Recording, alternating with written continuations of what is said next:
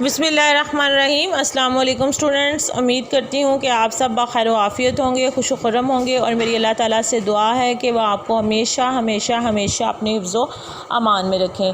تو یہ اردو کی کلاس کا وقت جو ہے وہ ہوا چاہتا ہے، اور آج جو ہے وہ ہم حکیم محمد سعید مصنف کے بارے میں جو ہے وہ پڑھیں گے، جو کہ سبق استنبول کے مصنف ہیں۔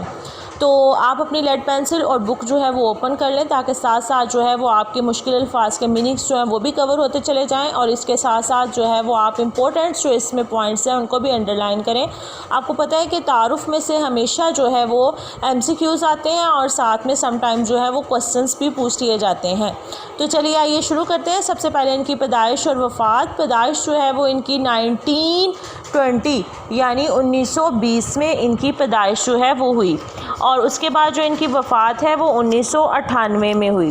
وفات ان کی جو ہے وہ 1998 میں ہے، اور پیدائش جو ہے وہ 1920 میں ہے۔ حکیم محمد سعید جو تھے وہ نامور طبیب تھے، ادیب تھے، اور سماجی اور سیاسی شخصیت جو تھی وہ حکیم محمد سعید دہلی میں حکیم عبدالمجید کے گھر پیدا ہوئے۔ یعنی جو ان کی شخصیت تھی وہ یہ تھی کہ یہ نامور طبیب بھی تھے، ادیب بھی تھے یعنی لکھتے بھی تھے، سماج یعنی سماجی شخصیت بھی تھی، اور سیاست یعنی سیاسی شخصیت جو تھے وہ بھی تھے حکیم محمد سعید۔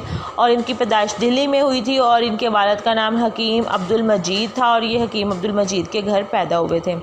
اچھا جی، انہوں نے 5 برس کی عمر میں جو تھا وہ ناظرہ قرآن پاک پڑھ لیا تھا۔ 7 برس کی عمر میں والدہ کے ہمراہ جو تھا وہ حج کی سعادت حاصل کی، یعنی اتنی چھوٹی عمر میں جو تھا اللہ تعالیٰ نے انہیں حج کی سعادت جو تھی وہ نصیب فرمائی۔ 9 برس کی عمر میں قرآن مجید حفظ کر لیا۔ بہت ہی چھوٹی عمر میں جو تھا انہوں نے قرآن پاک جو تھا اس کو حفظ کر لیا تھا۔ اس کے علاوہ انہیں بچپن ہی سے جو تھا وہ مطالعے کا شوق تھا۔ عربی، فارسی اور انگریزی بھی انہوں نے سیکھی تھی۔ 1939 یعنی 1939 میں جو تھا وہ انہوں نے دہلی کالج سے جو تھا وہ طب کی تعلیم مکمل کی تھی، یعنی میڈیکل کے حوالے سے جو تھا انہوں نے اپنی تعلیم مکمل کی تھی۔ اور جو ان کی عملی زندگی کا آغاز تھا وہ انہوں نے ہمدرد دعاخانے میں اپنے بڑے بھائی حکیم عبدالحمید کے ساتھ شمولیت سے کیا تھا، یعنی اپنے بھائی کے ساتھ جو تھا انہوں نے ہمدرد دعاخانے میں جو تھا وہ کام شروع کیا تھا۔ ہمدرد دعاخانے کی جگہ جگہ برانچز ہیں، آپ نے بھی سنی ہوں گی، آپ کے علاقے میں بھی کہیں ضرور ہوگی۔ اور 1940 سے یعنی 1940 سے 1947 تک جو تھا وہ دونوں بھائیوں نے ہمدرد دعاخانے کو ایشیا کا سب سے بڑا دواساز ادارہ بنا دیا تھا۔ حکیم محمد سعید جو تھے وہ 9 جنوری 1948 کو جو تھے وہ ہجرت کر کے پاکستان آئے تھے۔ 9 جنوری 1948 کو حکیم محمد سعید ہجرت کر کے جو تھے وہ پاکستان آئے تھے، اور پاکستان میں وہ ہمدرد لیبارٹریز کے بانی اور منتظم ہونے کے ساتھ ساتھ پاکستان طبی ایسوسی ایشن اور پاکستان ہسٹوریکل سوسائٹی کے صدر بھی رہے۔ اس کے علاوہ حکیم محمد سعید نے جو تھا وہ 17 اکتوبر 1998 کو جو تھا حکیم محمد سعید کو وہ کراچی میں جو تھا وہ شہید کر دیا گیا تھا۔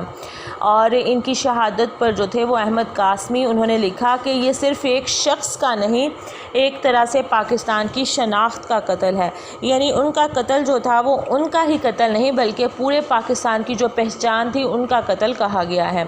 اچھا جی، حکیم محمد سعید نے جو تھے وہ مختلف قسم کی جو تھی وہ تحریریں لکھی تھی۔